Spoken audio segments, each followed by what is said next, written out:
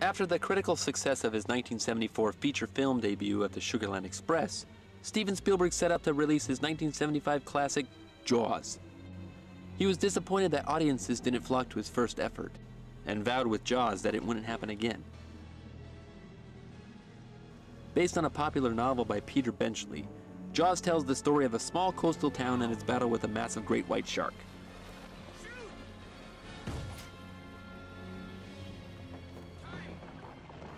The cast is excellent, with great performances from Roy Scheider as the police chief Martin Brody, Richard Dreyfuss as the shark expert Matt Hooper, and Robert Shaw as the grizzled Captain Quint.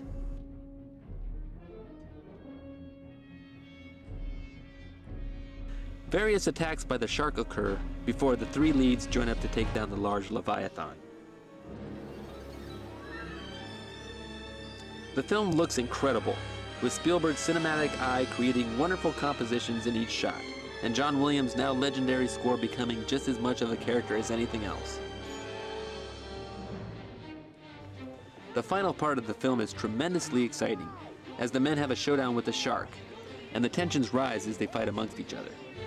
The making of Jaws was a nightmare for Spielberg, with the production going way over budget and schedule, mainly due to filming on the actual ocean and a constantly malfunctioning mechanical shark.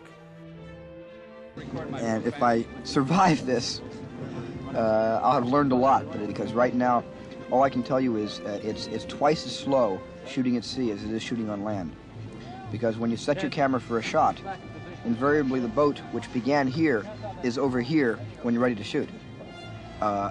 With tide and wind, and there are a lot of factors to take into consideration. You really can't hold composition, hold frame. You have to do a lot of pot shotting and shooting loose at open sea.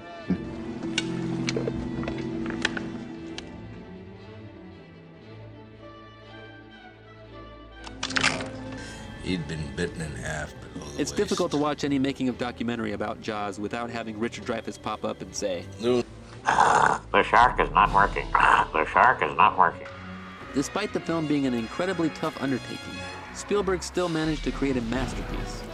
The film was well received by critics, and with audiences, the first summer blockbuster was born.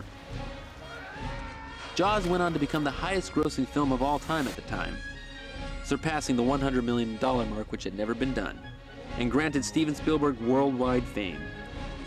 The experience of making Jaws was horrendous for me. I don't want to sound ungrateful, because I'm completely grateful to the audience embracing the movie and the movie being such a phenomenon, which basically gave me what I had always dreamed about, was A, being a movie director, and B, having Final Cut, and Jaws gave me freedom.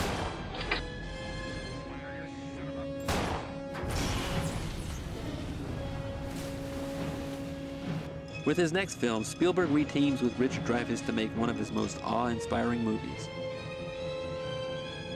About multi-million-dollar pictures, and all the equipment and all the responsibility, I'd probably go bananas. Think that I am familiar with the fact that you are going to ignore this particular prop until it swims up and bites you on the ass.